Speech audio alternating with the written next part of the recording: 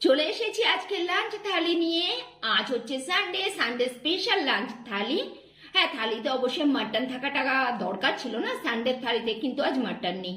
যে প্রচন্ড গরম পড়েছে, এই সময় মাটন খেলে আর দেখতে হবে না।